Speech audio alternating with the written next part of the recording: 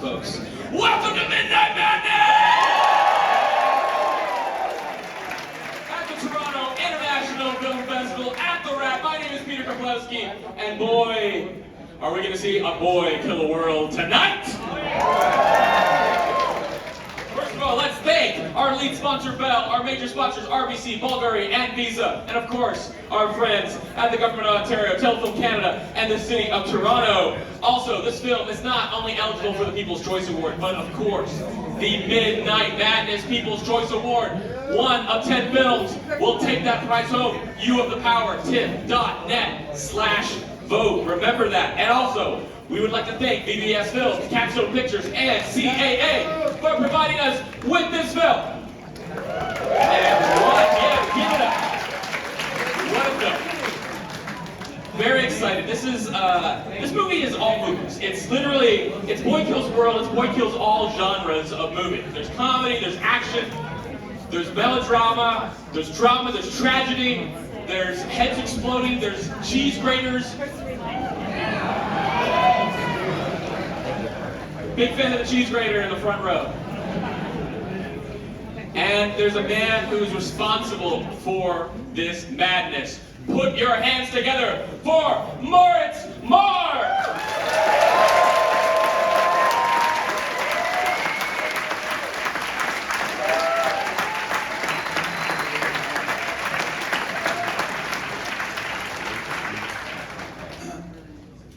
Moritz, how would you like to set this movie up? Actually, don't want to really set it up. I think you said it all. I think I just want to thank everybody for coming out tonight, for being here. This is insane. This is crazy. I'm going to think about this for the rest of my life, probably. And I want to thank all the people who worked on this movie and put all their love in it and their, yeah. And yeah, I feel super honored that Boy Kills World can have its premiere here at TIFF, Midnight Madness. A lot of films I love, like really love, had their premiere here over the past 2 decades. A long time. And beyond. Yeah, so I hope just we can sort of live up to this, what's the word? Legacy? No, when they see the cheese grater scene, trust me. All right, I guess, yeah, let's just watch the movie and yeah, enjoy it. Enjoy! Boy Kills World! And turn off your goddamn cell phone!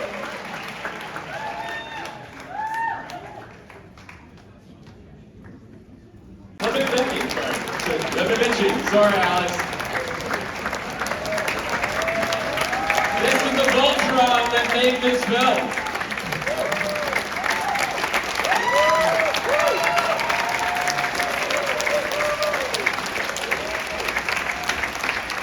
And I'm so curious, because this is a real international production. Can you speak about how everyone came together? You know, how you all found Moritz, how you found your producers, how this spanned really the globe in terms of cast, production, post-production, locations, choreography. That's a big question. Let's talk for like half an hour about that. We started out shooting the proof of concept trailer in Berlin on our own dime, and we took that to LA, like you're supposed to do, I guess. And there we got incredibly lucky and met, I think after a week or so, we met Sam and Roy for the first time, and that was about 6 years ago. Yeah. And from there it went on, like we went through all the stages, we wrote a script, we looked for studios, we looked for financiers, and then COVID hit, and we all, like, a lot of setbacks along the way. And then we found those guys. Here, these three over there. And they made this all possible because they believed in the thing they saw, the short, and the script they read, and people. That was amazing. It's sort of the dream come true. But how about this cast? Because it's also an incredible cast that you've assembled, especially, I think, a really terrific physical performance from Bill Skarsgård. Like, just unbelievable. What was that conversation like? What was that process like? What kind of training did he undergo? Lots of training. So basically, when I met him, he was not out of shape, not like me, but sort of like normal actor shape. And he basically said, I know I have haven't done action before, but I can do that. I love MMA. I really want to get into this. So he promised us to train, to get in shape, to put all the work in, because the choreography takes a lot of like rehearsal time, and actors are busy, so he had to take the time. And he started training. We sent somebody to Stockholm, started training. He came to Berlin at one point. We shot a little proof of concept with him, and at that point we were like, all right, we think you can do that. What was the first action scene that you guys sort of attacked with Bill in terms of figuring out? This one? Yes. In the movie? Yeah, the jungle scene, the training stuff, which are basically just sort of like little bits and pieces, not like a complex scene that takes minutes, but sort of all like 10-second bits. One aspect of the action that I thought was very innovative was the camera work with respect to the mobile frame, and it seems like you're using a lot of drone photography incorporated into hand-to-hand combat action, which I frankly haven't seen before. So Yeah. can you speak a bit about how you achieved that? Yeah, so between David Chitarsky and me, we were like, oh, we could use a drone. Yeah, sure, but like we need to find somebody who can actually fly a drone, have a drone that is that small, where you can fly indoors. And fly like Yeah. very close up to the actor. Sure. Yeah, I mean, that was sort of we had to be really careful, like really fucking careful. In the prep phases, we had like 2 times where we got the female stunt person, got the rotors in her hair. There's just like 5 people around her trying to get her hair out. So we learned a lot from that, and we did. And then you put a helmet on. Exactly. And we just took a step back, like maybe not that close. So yeah, but there was a lot of sort of new ground to be broken. Like we really had to figure out how to do this. Our drone guy built his own drone, one that can actually hold the camera that we were using, and really had to sort of get into what lens to use, because of the weight and stuff. So it was a whole process. And was that visual style something that was very much, from the proof of concept? Yes. Yeah. We always we wanted to do something fresh and new that we hadn't seen like in a million movies before. So really tried to find something, and we had to find the people to do that with. And we basically called people up, like we found some of the performers we got on Instagram.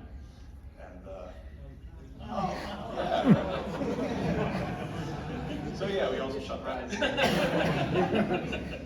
So sweet. Can we Frosty Puff's going to be on sale anytime soon? It looks, I think we are.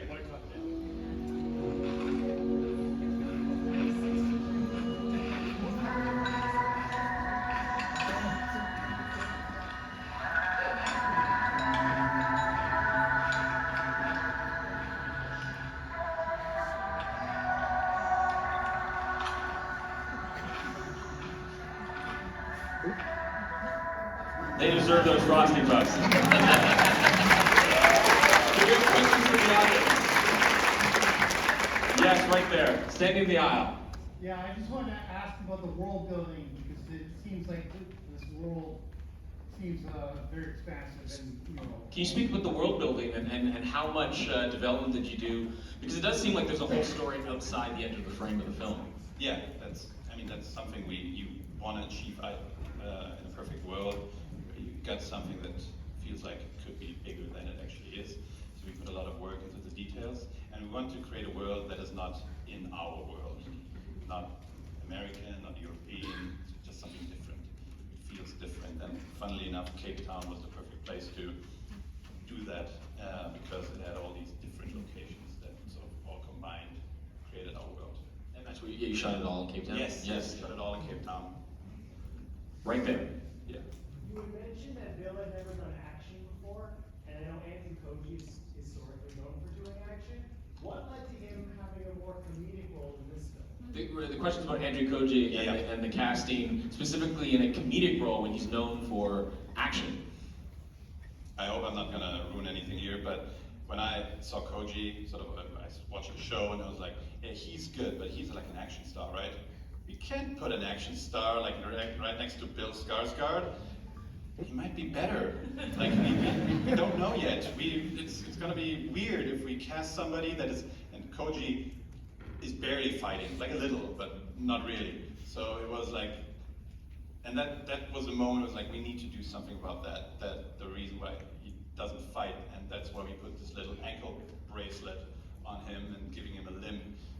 basically had a reason not to fight and not to.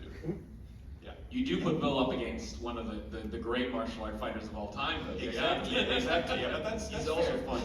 That's the thing. Oh, sorry, what was that, Alex? So Koji's also pretty funny. So. Yes. Koji I mean- brought that character, first table read, we're like, what the hell is this? And he just nailed it. And actually Koji didn't want to do any action in this movie. That was one of his requirements too. He's like, yeah, I'm known for warrior and stuff. He goes, I want to act. And Yeah. what he did on that table read, we're all just like, who is this guy? What's this Yeah. character? He really, I mean, he basically was in character the first time I was on call with him, and I didn't realize up until I was in Cape Town, and everybody who had worked with him on Warrior, that they also shot in Cape Town, said like, I don't know that guy. He's different this time around. So then I realized, oh, he was in character the entire time, and he really, I can only underline that he really, in my opinion, knocked it out of the park. Like his whole, and he brought so much to the table that I couldn't even expect. Like the way it was written was a little less funny than he is now. He literally ad-libbed the whole time. Yeah, ad-libbed a lot. We were just recording his lines because they were gold. Yeah. And the hardest part was choosing which ones to actually Yeah. finally use. So. Right in the dress circle, yes. Can you talk more about the cheese grater scene? Let's talk about the cheese grater scene. So Is that from the script? When did the script, the cheese grater? I want to point out, because Raimi did another movie with a cheese grater, famously, and we one's did better. not know about that. I think I have proof. There's I did a screen grab of the Zoom I had with It's like David. Armageddon and Deep Impact, you know. Sometimes it's Yeah, exactly. parallel thinking. The action designer, and I have this little screen grab of him being on Zoom, having the cheese grater sort of wrapped around his arm, going like, yeah, they're gonna do that? So, and that was way before I ever heard about Evil Dead Rise. So, yeah, and I mean, everybody knows the feeling that you have when you sort of grate the cheese a bit too much, sort of, it's like scrape your fingertips, and we wanted to use that. And yeah, and it seemed to work, right? Over there. Just from the sounds, the audience? Yes. Hi. Hi. Hi. So I'm a set designer myself, and I wanted to ask you, which set design was the most challenging? What was the most challenging set to construct? I mean, basically, yeah. So we were in the Good Hope Center in Cape Town, which is an event location with sort of a round thing with a mezzanine balcony around and some like 4 long hallways. And in one part of the building we had all of our offices. In the center stage we had the cutting stage, the TV stage. On the mezzanine, the other direction, we had the bunker where basically the reveal takes place, and in the areas around, we had the hallways. And it was all sort of all crammed together, and you basically step from one set to another, and they were all quite challenging, just from a pure size, the village part. Because that was like a square, and they just built everything. And that was really impressive, and when I first saw it, like my jaw dropped. So I heard you mention the market was. yeah, the market, the village market, yeah. Incredible. I mean, our production designer Mike Burke did an incredible job, and when we sat down with him, I wanted to make sure that it was very inclusive, and even though it wasn't our world, we had different cultures and all types of people and backgrounds, and we see how diverse and beautiful it was. And I think that day when we stepped into the market, it felt like we were making a really special movie. Yeah, and I wanted a DVD shop. Yeah, and a flower shop. Thank you for And the a flower hyena. shop. We had a real The big dinner hyena. scene too, the big dinner scene, that whole set was unbelievable. Oh, I love that set, yeah. And the yellow horse didn't make it. Yeah. The balcony? Yeah, it looked like shooting a really brutal final scene with Gavin Rudia. Yeah, that final sequence. Talk about what went into shooting that sequence. A lot of action prep, and yeah, those last moments of Yayan and the cuts Testament. Yayan is like, was just a pleasure to work with. It's like everything you can imagine, super humble and always sort of there, and it was just great. Over there? Me? Yeah, and then we'll go back there. Okay. So just a question, how did like the voiceover process work? Where you was it mostly based on script, or was there kind of a little bit more freedom to add in lines that weren't there? Questions with regards to the voiceover? Yeah, so obviously we started with a voiceover that we wanted to do from the beginning, and as the edit changes in the process, as it always does, as the movie changes, we adapted obviously the voiceover to these changes, and so there were sort of several stages where we recorded a voiceover, we edited the movie, and we went back and re-recorded some of the lines, and then it was sort of a whole process. Through the entire editing process, we sort of always re-recorded the voiceover. And behind you? Yeah. Yeah, so obviously this is very influenced by graphic novels. And so graphic novels, movies, television, what were the influences that went into this movie? What were the major influences? What we were sort of drawing from on your vision board for Boy People's World? So, I mean, in many ways, you were also trying to find things that you hadn't seen before. exactly. That was a big- Yeah, of course. But like, I could just name movies now. Like my favorite movies. I took all my favorite movies, mixed them together, and hoped something would fall out on the other side. That's a stupid joke, but it is like I love Park Chan-wook, the Revenge trilogy, and when we sort of set out to make this revenge movie, we were like, yeah, we need to do it a bit more like that rather than like other revenge movies. There needs to be something extra there. And obviously a lot of anime influences, a lot of classic kung fu influences, Drunk Master, Monty Python, exactly. That's obvious. Loads and loads, like I could write a list. Right there. Is the arcade game real? Is the arcade game real? That's a great question. The producers are excited about this one. I love that question. Super Dragon Punch Force 2 is only in the movie, but Super Dragon Punch Force 3 will be launching with the movie on mobile phones everywhere. And when you guys And when you leave the cinema, there's a little gift for you with a QR code underneath. Be sure to scan it and you'll get a surprise. we're gonna have time for 2 more questions. We're gonna just go down here first and then back there. Yes.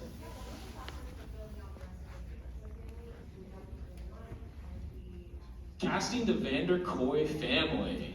I mean, yeah, you need to figure out or sort of find out that they actually sort of look a little like each other. They're not like completely off. I can only say that I freaked out when I heard that we casted Famke, and 5 minutes later I found out that she actually played Bill's mother in Hemlock Grove. I was like, oh my god, people are gonna like smell that from a mile away. What did we do? But yeah, I mean, funnily enough, they were already casted once as mother and son. So that was one thing. And then obviously the Cravetti twins, who play Alexander Skarsgård's kids in Big Little Lies. It's like, also, like, hey, yeah, that makes sense, so they could be a young Bill. And getting Brett Gelman was sort of my personal dream come true. That was your first choice, so you're just like, first Vander Kooi is I'm casting Brett Gelman as the role. He's perfect. Yeah, he was perfect. Actually not because of Stranger Things, because of Fleabag. He's just horrible at Fleabag. What inspired the family itself as an antagonist for the story? Yeah, Moritz, let's get into that. So, a thing I actually forgot for the past 3 years, we sort of started out like 6 years ago, and I forgot it for the past 2 years, is that Vander Kooi is the name of my film school film history teacher. it's like funny how you sort of just blank space out on that. You go, oh yeah, right, we did that. You're obviously very familiar with this teacher. Moritz is a real history buff. History buff, exactly. It was always like this whole family thing, and we always jokingly call it the family movie.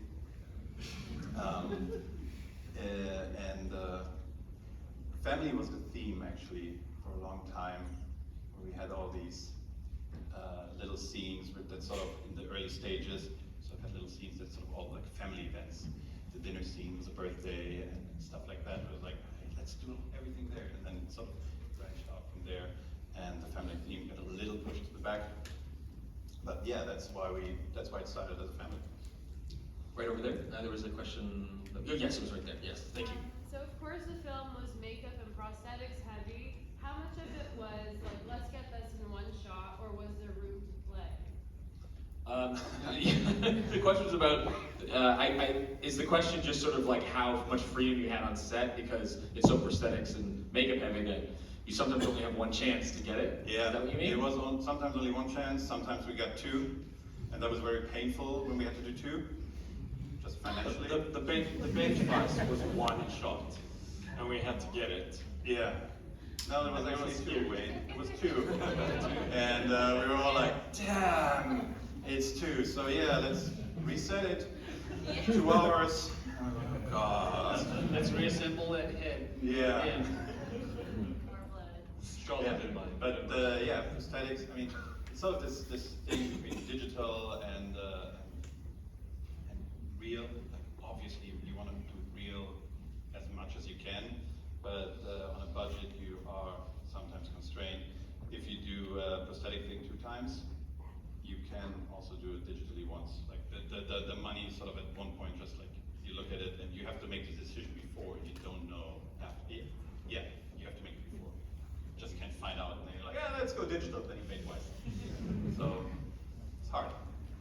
And do you think we'll ever see more from these characters again? Because you know, they're iconic. I sure hope so. Well, you might have that power, folks. Vote for the film. Put it on that vote. Continue to apply. Thank you so much. Thank you so much. You're a great audience.